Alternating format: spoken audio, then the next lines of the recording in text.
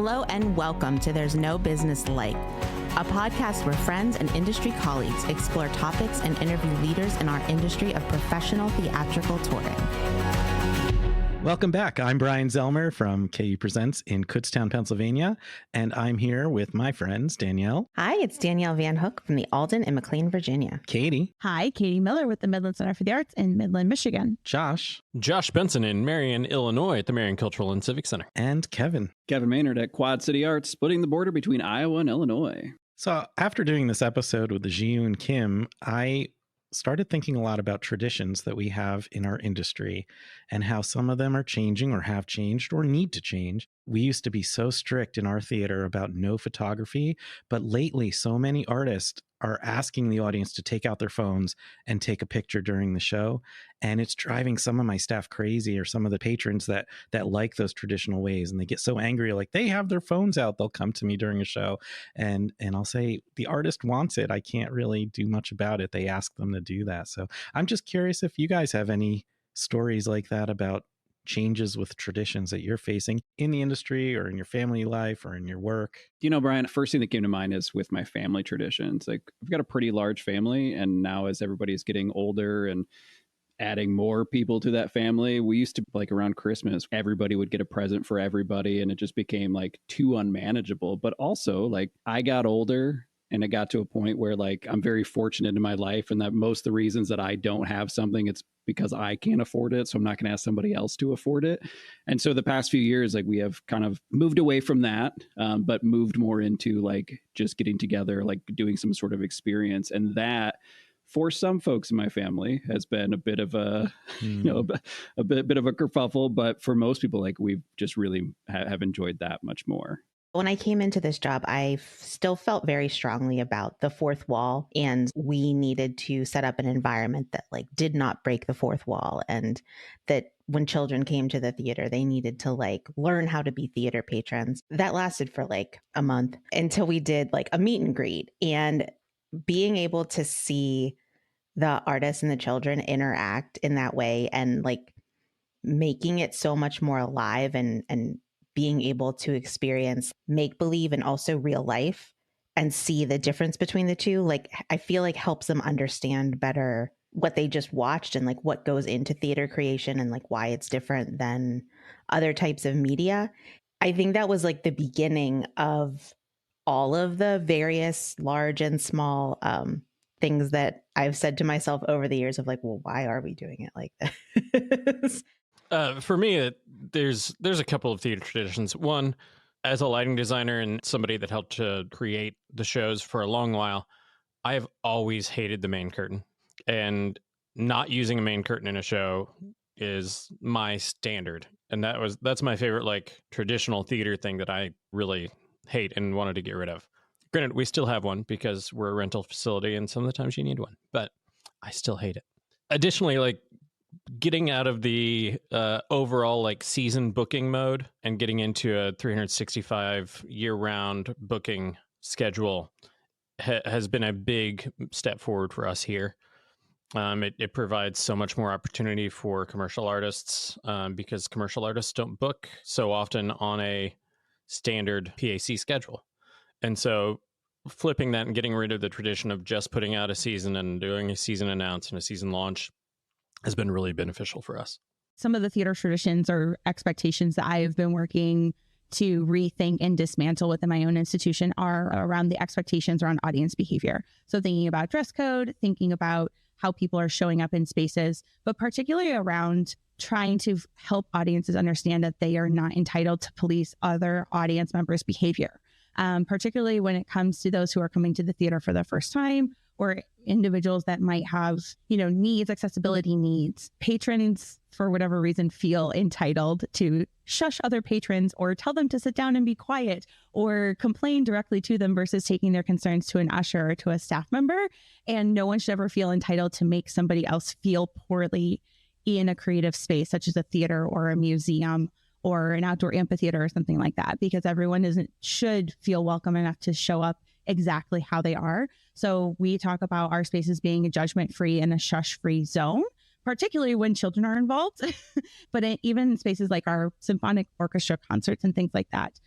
So really helping people understand that these are friendly and welcoming places. And if they really truly have an issue, like someone is acting rudely versus using a communication device or using hearing protection, like those are concerns that they should take up with staff, and staff will address them, versus them feeling like, oh, I can just do whatever I want because I paid for a ticket.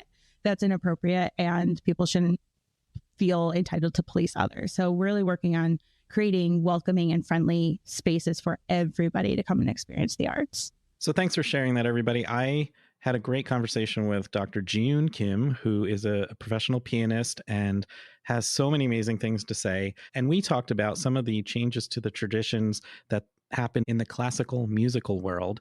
And I hope you enjoy our conversation.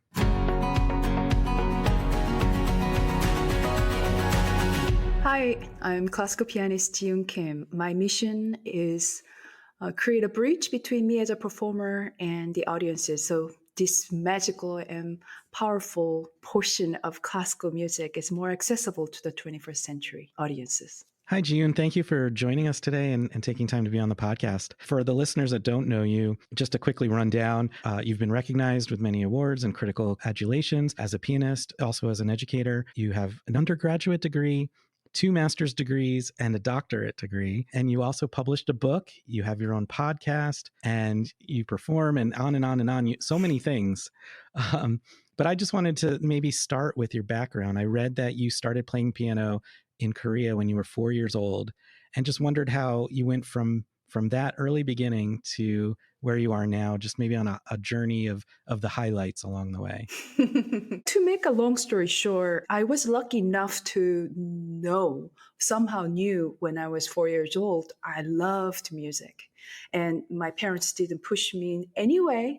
I went to Piano Institute on my own. At 4 years old. 4 years old. You know, I just have to stop you a second, because I have 4 children, and I can't imagine any of them when they were 4 having the attention span or the discipline to do that. That's amazing. Yet alone know that's what you want to do. I know. I think it amazes me too, in a way that looking at this new generation is different culture, different environment. I was lucky enough that my parents were, how can I say, they were busy. They did care, but they didn't really micromanage. And that time, you enroll kids to Piano Institute, which means you go every single day and you decide when to go. And I went there, and now I think about it, I roam around to the alleys to get to the institute with my backpack on, just roaming around. Eventually, I ended up being in the Piano Institute and took maybe 10 minutes a lesson every day, but about 30 minutes practice at the institute. When I came back home, I didn't really practice at home. And that system, I never heard of that system in other countries. I've never heard of that system. That is incredible. What was really important lesson that I didn't realize at the time, which is the habit of the importance of discipline. And I had that for longest time. And I think one of the hardest things as a musician, a freelance musician, is that this is a lifelong journey, and nobody, no parents, nor teachers gonna tell you this X, Y, and Z. And eventually you have to manage your daily life. And in daily life, it includes most of the times practice. I mean, when I realized what I was doing, I already had a system of how to practice, let's say in middle school or high school, that by that point, I had to do it because it becomes so much in my part of system that was easy. It doesn't mean that the environment got easier either, because it started as very just love of it. I was singing, I was actually playing flute. Korea too is very competitive environment, like any other field, but I faced it much sooner because I majored in piano in art high school. We all play the same repertoire in the piano exam, and the ranking of the piano exam result was on the wall. So you can see like, oh, I'm not on the top one, first one, or it was very much like comparison between each other, which could be very toxic, especially in the teenager. Although music cannot never be numerically ranked, as a human, we all try to organize things and put it in the box. And that early on, that system of education system, I think they had to do it, just push ourselves. I found it's really too much for the teenagers. But I went through that. And after going through all of that kind of severe competition between each other.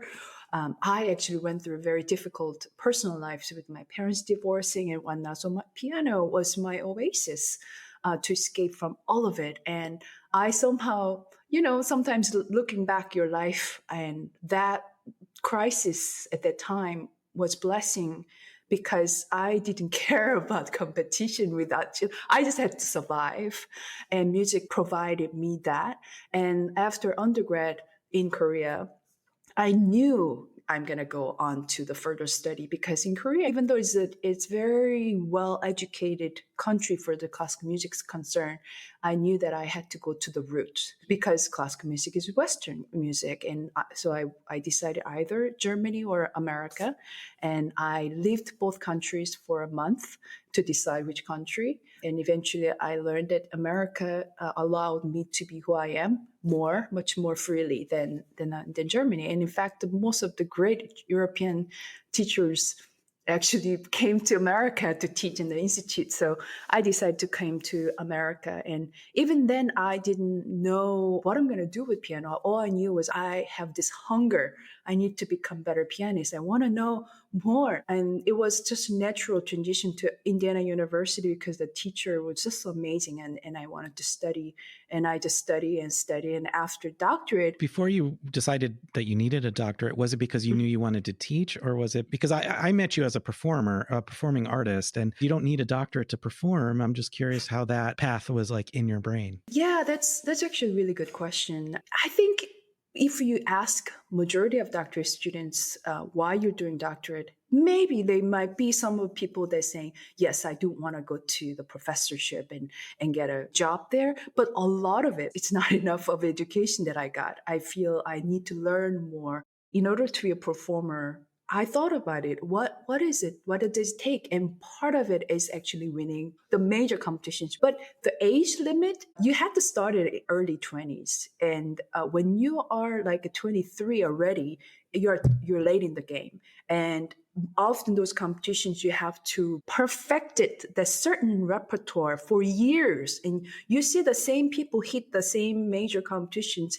And, it's a part of the luck too. And for those 4 or 5 years of you hitting the same competition over again, if you win once, game over, hopefully, but not really. But it's good. But if you don't, then what? I always thought that, yes, that's one way of to become pianist, quote, quote.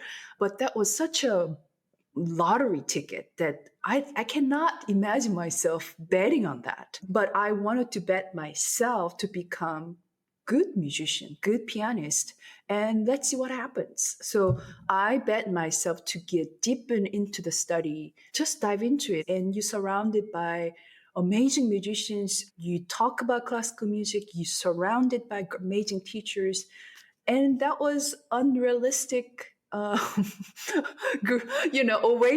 that I had to wake up from eventually. But while I was there, I really needed that incubation to be a best musician that I can be at that time. And after doctorate, I realized, okay, I went to the end of the rope in the public perspective. I went all the way to the end from the reputable university. So that means you may know. In reality, you realize, there's so much to be learned. But now I know how to learn myself, which was biggest learning. It's not like if I didn't go all the way, I think I might feel like, what would it be like to go through doctorate? What would it be like to go to the end of the rope? Now I went through that. There's no one else to tell me what to do. Then I have to turn that arrow back to me, okay, you have to continue learning on your own, that was the most valuable realization or awakening that I've got. And it's a strength for myself. No one has to tell me that. From the before doctorate, after doctorate, only difference for me was you became Dr. Kim, but what does that mean? But internally, I feel like I know how to find the knowledge or dig deeper on some subject or some concept of as far as classical music concerned. So you finish your doctorate, and now you're out of this oasis and into the real world. What did you do with it? Did you have connections that helped you get to the next stage, or did you have to, like, were you just released and okay, now go ahead, Dr. Kim, go make something of yourself? That's interesting. You would think. I never thought what is beyond doctorate, to be honest with you. I thought if I went all the way with this kind of intention, that something would open up. Either, yes, I might land on university, which I have all the credibility. I love teaching. Or maybe some agent knock on my door and, I get a contract or whatever. And then the next morning after the graduation, the same sun goes up, same breakfast. And I realized, oh my gosh, nothing automatically happens to me. I have to look for it. I have to be very proactive. And that realization was very depressing. Nowadays, people equip music students a little better, but you can never be equipped enough.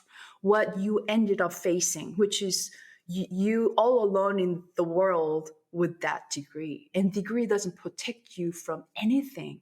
I had to find some concerts and create a concerts, and not in a major way, but by doing it, I learned normal audiences are not the piano majors audience that I used to have. They're a totally different kind of audience.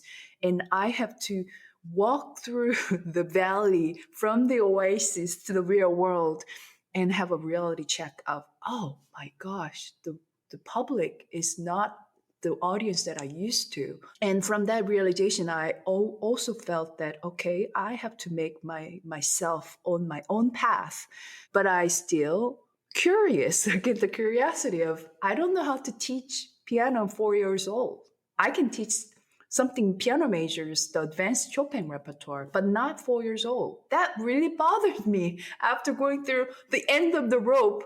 Still, I feel not efficient enough to teach 4 or 5 years old beginners. And that really bothered me. So I went back to the master's degree, and people were auditioning me like, oh, aren't you enough? Did enough of a degree? And I said, yes.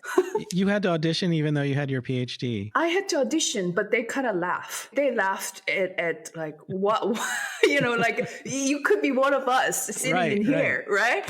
And like, just don't consider that. Consider me as like older age master's degree coming back to it, because I was really older than other master's degree students at the time. And I was really auditioning for piano pedagogy, which is how to teach piano.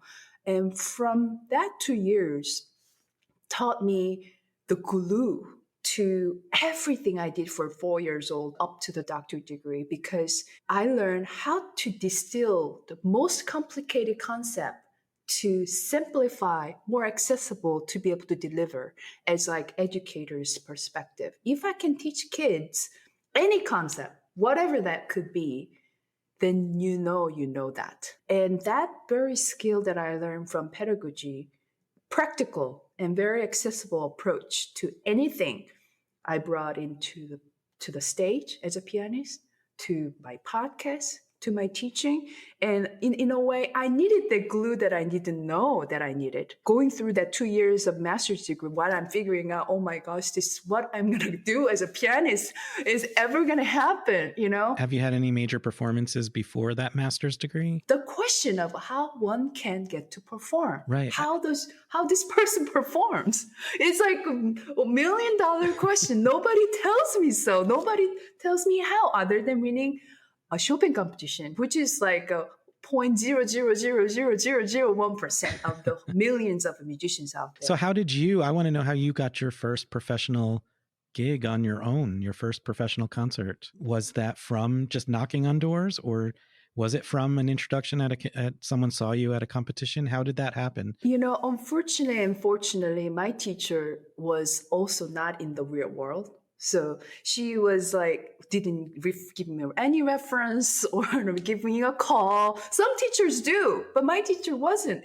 She was just good at teaching piano, amazing level, but not contact. So I had to find a way. And one of the first one was that, okay, what are the series around me that I can maybe contact? I did the research. Or find a pianist that was not winner of Chopin competition, but there's someone that I don't know. But where do they play? And then go to their website, concert schedule. Oh, it's in Chicago. Where is it? And then so I backtrack some of the professional musicians that they play. So if they accept solo piano, that means they can accept me too. The concert engagement that I got out of nowhere was me calling. I'm a graduate of Indiana University.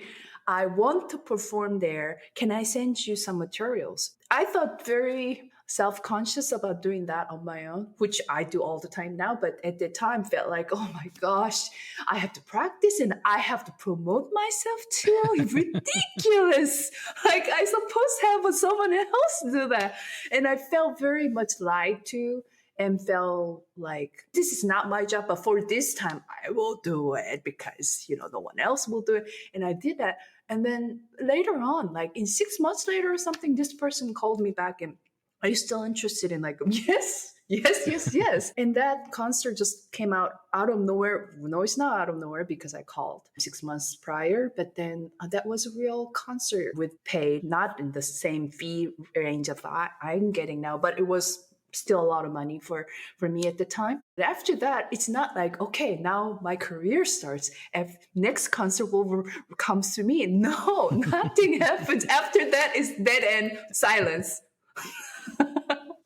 That was also a hard realization. Like, okay, I worked really hard for this very concert. I did research. I reached out to many people, but that one responded and I get the concert. I enjoyed it. But then afterwards, do I have to do it all over again? Like bothering people? That seems very daunting to realize that. Yeah, it feels like there's got to be a better way than this. This is not the way to do it. Like, how in the world other people do it? I realized, okay, I need to be professor because professor seems like university sponsor them to perform. And that's a way I can get to perform different universities and whatnot. So I thought I'm going to start to apply. And then soon I realized, oh, okay, this is like a beyond lottery too. Oh, no. You have to be in the place that you want to be. It's not somewhere you don't know, North Dakota or somewhere in the far, far countryside in the college. Unless you're willing to go there, the possibility of you want to be in the city that you want to live, the college that has become a professorship that has a potential to be a tenure position, that's like out of your control. And I got actually the final top 3 of candidates to become a position in somewhere in San Diego at that time. And I thought, oh, this is it. Oh my gosh. Yes, of course they want me. Who else needs the other credential than I do? I really felt like I was confident in what I can offer and they really need me. Of course they do. And then at the end, I was not selected. And it turns out they did have internal candidate all along. The open position was more like a show. And then at that time, I realized, you know what? I don't think a professorship is for me.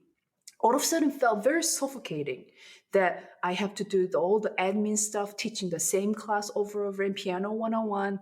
And then they don't even support the performing. They just do it for the score so they can get a tenureship. They don't necessarily have, like all the other things drain my energy to other people, other musicians, the orchestra job or the university job. We envy that it went outside because it looks very secure. But at the end, if you really talk to those people who have the job, they complain. They're the one of the depressed people. There's a lot of them because they don't like it work environment. They don't like what they actually do. It's almost like they become one piece of the soldier. They don't really shine as what they really want to do. And if they what we want if we exactly match, they're happy. But it's much rare. That kind of thing felt like unsecure for me. That's actually not secure job because you're mentally not secure. Is that secure enough if you are not happy with what you do? And I realized, you know what? I'm going to ditch all of the idea preposition myself of security. I'm going to create my own path. I remember the very moment, no adjunct, no teaching in a university, no applying for the job. I'm just going to go completely 100% designing my life the way I want to do. That's inspiring. Like those words you just said are incredible, and I want to write them down. But what does that mean in reality? How do you turn that into making a living? Exactly. So there's many parts of it. And I have to really, really ask myself, what do I want to do? And I knew I love teaching actually, but not full time. All of the things that I want to do, as long as it's not full time, it actually makes me happier. So I thought, okay, I need all these little different baskets of my life completed by all of things that I'm interested in and love to do. I started with why. It's like a company. You need a mission statement. And through my master's degree in piano pedagogy, I learned that people don't know classical music or never experience in a correct way. And I, as a classical music fanatics myself, I feel like, whoa, why don't you like it? What's wrong with it? If I give them a little bit of a context, just a little bit, like bring them into my living room and play. And before I play, I say, this piece just drives me crazy because it's so so much heartache. I don't know what it is. Just listen me out and play. Just that sentence. And then they were like, oh my gosh, what is this? It's just like shakes me from the core. Classical music is not the problem. The context is the problem. So I need to give a better context. I want to be a little bit of a different context giver to the audience. So my mission, just like as I said in the earlier, is that I want to become a bridge, whatever that means. I'm not going to do new age music, rock and roll. I'm going to play hardcore piano repertoire, but with a different context. I love teaching, so I built Piano Institute, although this is only me. It's called Dr. Kim Piano Academy, which still exists in San Diego. That's my part-time because I don't teach all year round. I built it from the scratch like a company. I built the website. And even before the first student arrives, as if I have full studio, I said, let me check my schedule if I can accept you. For the performer side of it, I needed to have album, just like business card. As a musician, even if people don't listen to it, it doesn't matter. You need to have some way to present yourself, your music to the world. So I created Kickstarter crowdfunding for my first album, $30,000, which was a lot of money at the time. But I thought, okay, what Sony does, what Deutsche Grammophon does, they have to hire some outsource. Where do they record? Which photographer do they hire? How do they make album? I researched and find the best of the world, and that made it to $30,000 because you can make an album for under $10,000. But I didn't want to do that. I want to do the highest quality that I can do, but only if people want me to. So I presented that I'm going to do this album, which is called 10 More Minutes. I have a concept. And the first thing I had to do was please help me donate to this project video, which was mind-blowing. Like, I have to look at the camera and tell them to give me money, which was like, do I really have to do it? And I told the videographer, can you just caption, just donate today, do I have to tell them? Because I don't want to tell them. You just tell them like my practicing, playing segments or something. They may be inspired. Like, no, it doesn't work. You need to look at the camera, directly ask for money. And I said, okay. And I had to practice so many times, still making mistakes. And that 30 seconds took so much effort and energy. And I did it. I had to do it because this kind of pledge is you get nothing or everything.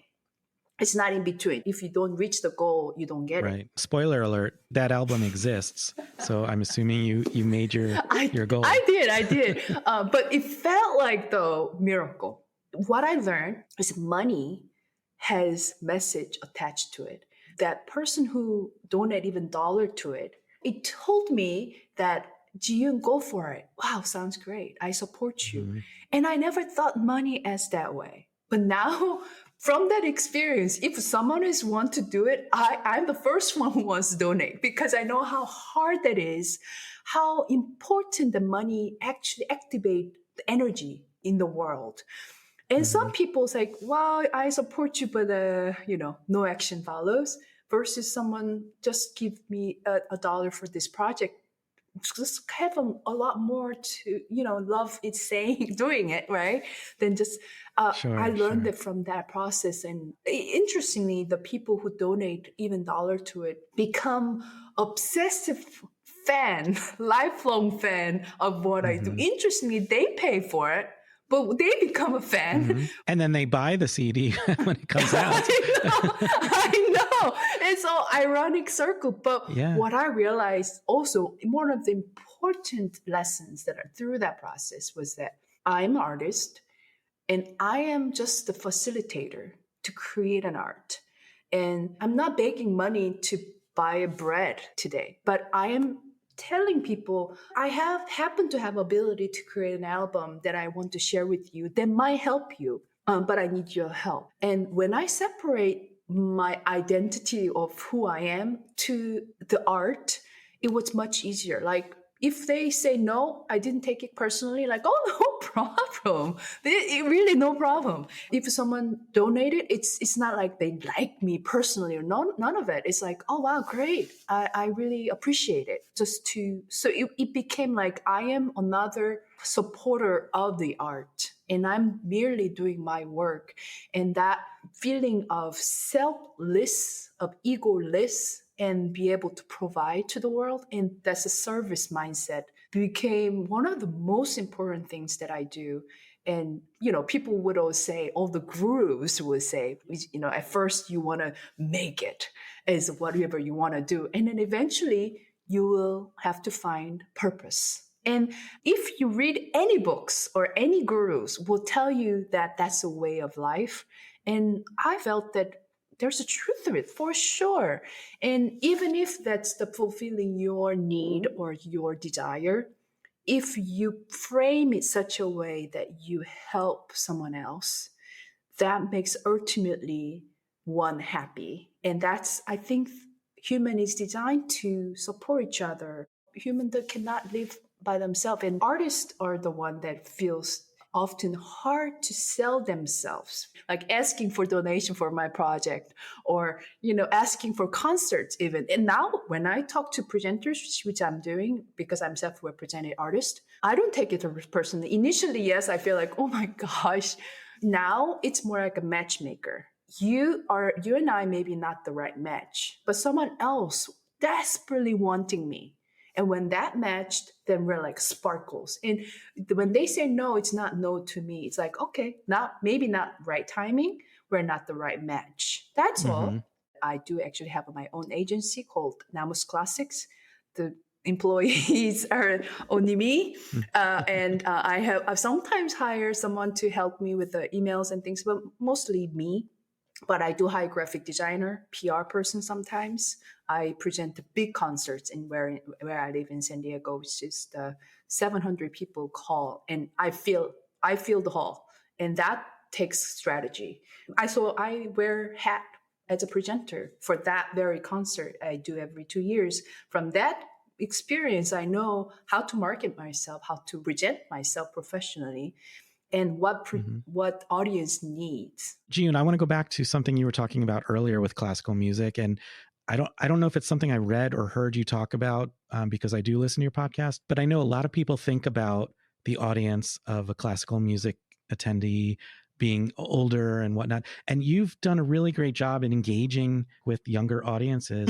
And a lot of that, I think, and this is where I don't remember if I read it or heard it, but you attribute that to engaging the audience and speaking to them. Right. Whereas I know I've worked with some, quote unquote masters, legends or icons in the classical world. I won't name names, but just recently we had an intermission and he didn't speak at all. He didn't even look at the audience and, just performed the whole time and then went off stage. And I had one of my major donors was wondering, could he at least just like say hi to us? We would love to hear his voice,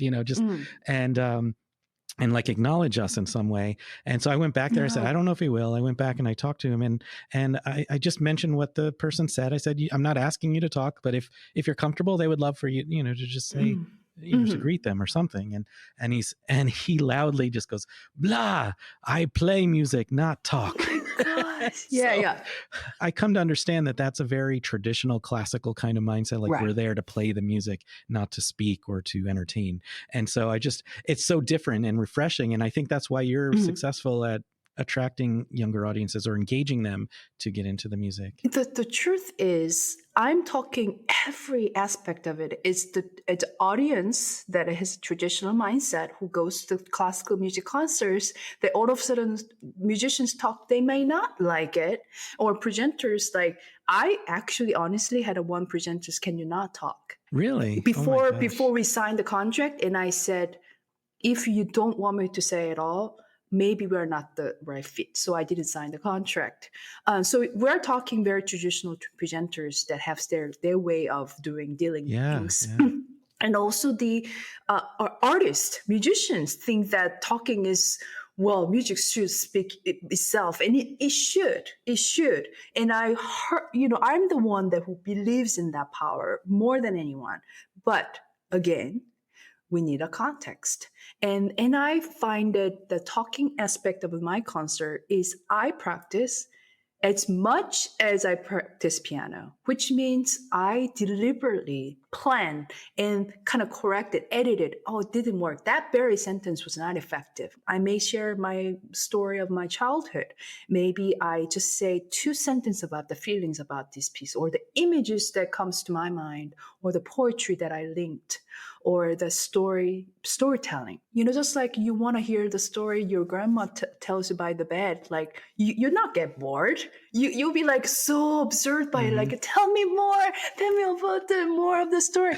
It's the same thing. I think if we bring them down, listen, I'm going to play this piece, but this piece is about love, but the love couldn't make it because it's whatever, just 2, maybe maximum 3 minutes, not more than that, and then go into the piece. They were like, now they're understanding what is this piece about.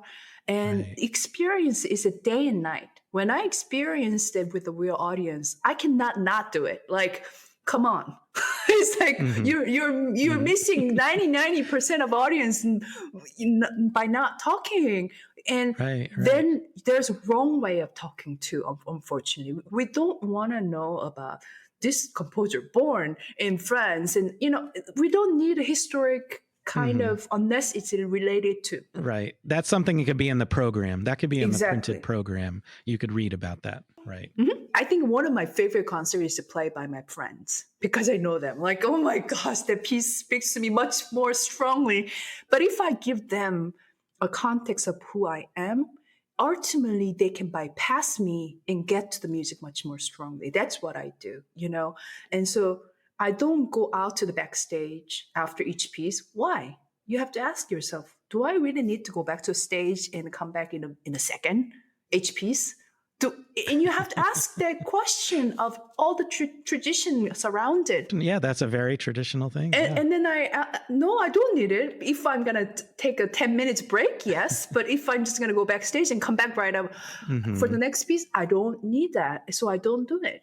I stay right on stage. I don't know if you know this, but we have a time machine. If I brought you back in my time machine to when you're just graduating with your doctorate degree and you get a few minutes to speak to yourself then, is there any advice or any kind of encouragement that would have helped you or expedited any of that information you could have used at that time? That's actually very difficult question because who I am now had to go through all the struggles in order to be who I am now.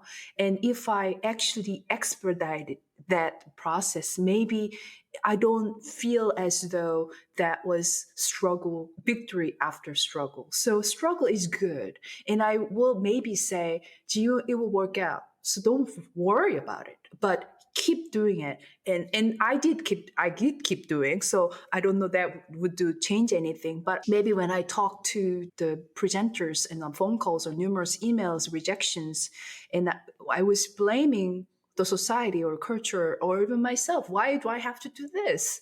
And I think I would tell that Jeeyoon and say, yes, that is your job. This is the 21st century.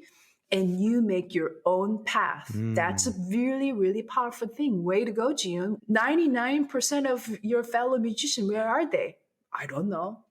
Even after doctorate, where are they? Do they perform? No. Why? I don't know, because nobody knocked on their doors. So, Jeeyoon, what you do is such a powerful thing. And it's a difficult thing to do, but rewarding thing to do. So keep going. I think I would give myself encouragement when nobody was giving me that. And I was myself putting me down, that I'm calling a presenter and said, hi, I'm pianist Jeeyoon Kim. And I think, in fact, that this is a part of your job. And in order for you to be happy and to do whatever you want to do in your life. And ultimately, I'm so happy now that all my life, there's no single minute passed by doing something someone else asked me to do. That's like ultimate antidepressant pill that I'm taking every single day, that there's nothing that I do that I don't like to do. That's great. Even if in this interview, it's just like, is this really work, or is this a part of like just hanging out, having fun, right? So I think everything I do, I feel like, oh my gosh, this time goes like this, because it's... Yes. Time is going like this. And I have to ask you about your book. Can you just maybe talk a little bit about how that book came to be and what it's about, and maybe leave us on a cliffhanger so we go buy it? I know. I think, again, people would think like, okay, you do this X, Y, and Z, and then like, writing a book? What in the world, you know? And to be clear, it's a self-help book. Your musical story is the basis of it, but it's about self-help, correct? Yeah, it is a self-help book. It is for the general public. It's not for musicians, but musicians to eat up by, with this book. But it's called Whenever You're Ready. And right before I go on every stage, there's a stage manager holding the door to the stage and asking for my cue and say, whenever you're ready. And the very moment I ask myself, am I ready? Will I ever be ready? But at the same time, in the midst of all the doubts, and I create a tremendous amount of courage and strength within myself and make a decision to walk towards a stage. And if then the beautiful stage and audience, enthusiastic audience is waiting for me, and I realized that very brief second of decision making to walk towards the stage is not happening in that very moment. It's everyday life, behind the scenes, a green room of my life. That every day what I do to deal with negativity within myself or from others, or how to discipline myself, how to create a habit, how to awaken my inner child to be more creative, how to connect with myself, to connect with others, or how to take care of my own body.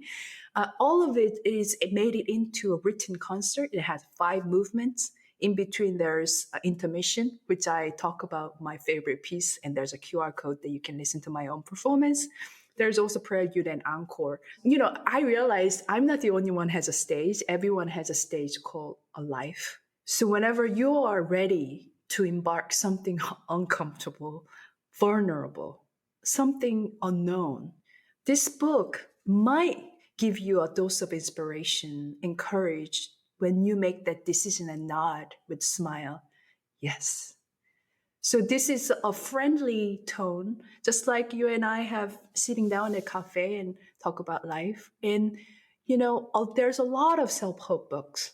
But sometimes when your friends say, this really works for me, then you're finally like, oh my gosh, I know that, but I'm going to try that now. So this book, I think, has that more friendly tone that maybe finally you might do X, Y, and Z that you're putting it off. That's amazing. And Congratulations, because I saw that it reached number 3 in Korea. You translated it in Korean yourself, and that's amazing. That must feel really good. It's almost like a full circle moment. I know. There. It's funny because the book, many authors would agree. I'm not sure, but once you finish the last sentence of the book draft, it's not yours anymore. It has its own entity. Whenever I see it comes back to me or I see it on the bookstore, I feel like, how are you doing? I am become an observer of this book, whatever it does. And my job is actually done by the time that I finish the draft. And I'm happy if it reaches someone else. But if not, it's still, my job is done. And I'm happy that I did it. And the Korean version is came out after the English version, which is ridiculous because my native language is Korean. But this is the testimonial product for me that who am I to write a book? That was the voice that I was hearing. Who would read it? All of the negative voice. But despite all that, I still walked through the uncomfortable valley and made it happen. And see, Jeeyoon, look at it. So that wasn't too bad. Whenever I look at that book, it's a reminder for me that whenever I feel uncomfortable and I'm afraid, that's the very thing that you should face. Jeeyoon, thank you for spending this time with me. And I have one last question. What do you like most about the performing arts industry today? Because you emphasized today, which means because I do love performing arts in general, to give people, to connect with the art, which we need in this society. But when you say today, interestingly, the pandemic, in fact, really helped performing arts in a way that we all need to change. We always needed to change, but pandemic pushes us to the edge. We are like, okay, what do I need to do now to actually more open, more connect with people? And people might think that performing arts might go downhill, and I don't think so. The more the society goes downhill, performing arts will rise because people thrive in arts. And as a presenters, as a musicians, even as audience, we accept change more easily after the pandemic. So I love right now that all the aspect of artists or presenters, agencies, audiences are okay with the change. And this is a golden opportunity for all of us. Whatever is not working, change it. Like if you don't need to go walk to the backstage, don't do it. Or if you feel like our artist needs to talk, do it. And those traditions serve some aspect of in the past, maybe not anymore. So I feel like we're now a little bit more, hopefully, I think, open-minded. So take advantage of it. And that's what I love about when I go to conferences. I think they're a little more humble attitude. Everybody's just more humble, in their position to observe and then make a change for the better. I love that. Thank you so much for spending time with us today. No problem. I enjoyed it. Thank you. Bryan, thank you for this interview. I honestly am not sure where to start because there is a lot of really excellent discussion topics and things that Jeeyoon covered in this interview. But I really think it was really fascinating about her conversation and the way that she framed fundraising for her projects. It's the first time that I've heard an artist talk about fundraising the way that the development directors talk about their work. And, talking about how it can access joy and, bring joy to people by being able to support projects and to be able to support growth. And so I thought that was a really great way for other artists to think about that and frame that. I know when I was first taught that by somebody in the development world, it helped me be able to be more comfortable to ask for money as well. And additionally, with the crowdfunding sites that you don't get the money if you don't hit your goal. I think that's a really important thing for people to know about some of those crowdfunding sites is that if you don't hit your goal, you don't get the money. It's not like, hey, you're partially funded. I'm sure you can still make an album with that. You're not funded at all at that point. Yeah. And with that too, I feel like a lot of our episodes, we haven't really said this exactly, but in a lot of the ways in which we do business, and especially self-represented artists, is like trying to figure out how to make all of this work within the realms of capitalism. And Jeeyoon's story really kind of highlights how hard it is to be able to live and also create art if you don't come from a family who is already wealthy, or you don't already have those connections coming out of school. We talk a lot about how in education now we're starting to teach artists how to be their own small business, and that if you are an artist, you still have to know all this business side of things. And that's a good thing that, we're teaching now. It's still not the systematic issue that we're addressing, right? We're still trying to get around what the core problem is, and that it's just very hard to be so insanely talented to a point where I can't even begin to understand being that talented at the piano. They're not being places for you to perform without also knowing how to run a business. Yeah, I think the realization for her of she wanted to play music and that's what she's good at, but then also having to be like, oh, I also have to market myself. I also have to do this stuff before you're like, oh, somebody else will do this. And the reality is that isn't always the case, and often is not the case. And shouldn't artists that are that talented, their job should be art? On the opposite side, I feel like there's just such a catch-22 though, because from the presenting side, we have financial obligations to fulfill and costs that we have to cover as well, right? So how can we take a risk on an artist that doesn't have huge name recognition or doesn't have an agency supporting them, someone that put them through that vetting process and has, 100 performances under their belt? They're never going to get to that point unless someone like us takes a chance on them and puts them on our stage. But also if they only bring in 10 people when we needed them to bring in 100 people to cover the cost of that show, then we're out too. So there's a real financial catch-22 in this situation. I don't know what the answer is. How do we as presenters give those artists a platform while also being responsible to our donors, our patrons, our community, our staff, all of those things? Yeah, Katie, that's a real problem. And the reality is that it also most likely comes down to fundraising on the venue or the presenter side, to sort of be able to showcase those values and showcase either, emerging artist or artist who isn't as well known in a certain region. That's also our long-term job too, is to bring artists like Jeeyoon in, who is educating an audience in an area about, this type of music or another type of music, and, creating an audience in an area that knows more about it and is going to buy the tickets. And that's not something that just happens overnight. And what you're all talking about has nothing to do with anything personal. And just like Jeeyoon's learned about and expressed, I love the way she put it, is that it's not personal, that maybe it's just not a good fit. In the long term, you're going to get more no's than yeses anyway. Even, we're talking a lot about when you're new, but even when you're around for 20 years, you're going to get just as many no's. When Jeeyoon was talking about, okay, she came to the end of the rope, getting her doctorate, and just thought everything was going to come to her, and it's like the same thing's true when you have a 20-year career and you're a well-known name. Things don't just come to you. People think they do, but you have to work at it. You have to constantly put yourself out there and work at it.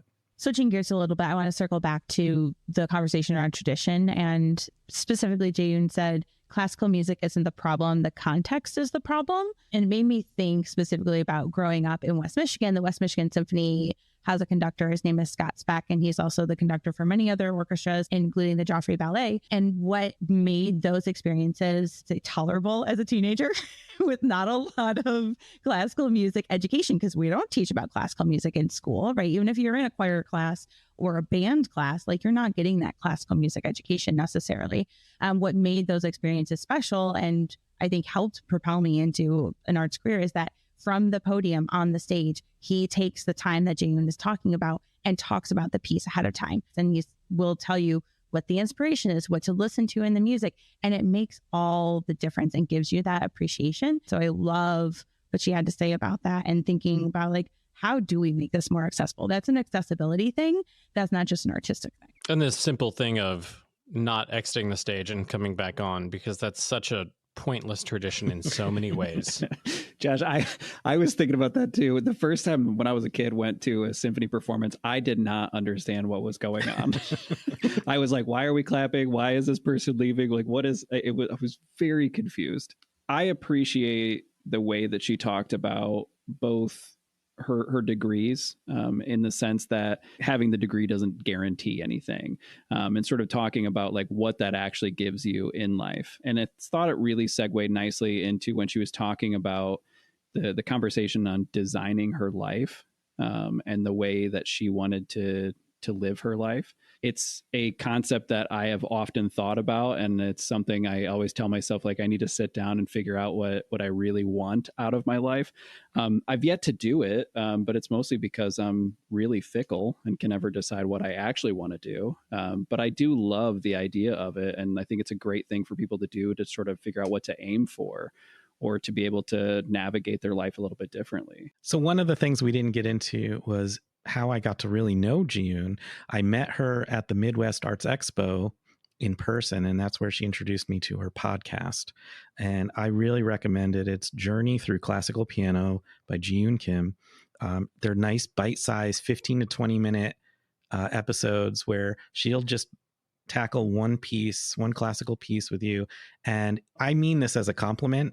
I listen to those the way I used to watch Bob Ross, because she has such a calming voice. She explains it in such an accessible way that anybody can get it. And then she plays. And if you want to hear her play, I mean, it's incredible. I really highly recommend that, as well as her book. So I'm going to just end on something that she said about when she finds the right fit for getting the performance. She talks about you get the sparkles. And I just felt like that listening to her the whole time, that I got the sparkles from listening to all the amazing advice that she gave. And I hope you got some wonderful sparkles from it too. I want to thank Jeeyoon for sitting down with me and having this conversation. And I hope you'll join us next time on There's No Business Like. All right, everyone. Thanks for listening to There's No Business Like. Our producers and hosts are Bryan Zelmer, Josh Benson, Kevin Maynard, Katie Miller, and me, Danielle Van Hook. Views expressed in this podcast are ours alone and are not reflective of the organizations we are a part of. Keep up with us at nobusinesslike.com. There you'll find links to all of our episodes and socials. If you like this podcast, give us a like, a follow, a review, or our favorite, a 5-star rating. Oh, wait, what was that site? I got it, don't worry. It is nobusinesslike.com. Do I sound out bus-I-ness every time I type it? Yep, sure do. Stay in touch, my friends. Hi, friends, and welcome back. I'm Bryan Zelmer, director of KU Presents at Kutztown, Pennsylvania. I mean, that's true. That is actually... Is that where you are? Me, Bryan. I do podcast. I do podcast. This is not our first episode, too. Isn't that amazing? Could have fooled me. Hi, welcome back. Hi, guys. Hi, Bryan. How did I liked how I started it, but then I tripped up on my intro. It's because you tried to do 2 intros at once. So what would your self-help book title be if you were to have a self-help book? I think we would all agree the most appropriate title for my self-help book would be Everything Can Be Solved with a Spreadsheet, parentheses, one mother's way of trying to organize the chaos. I think mine would be Run From Your Problems.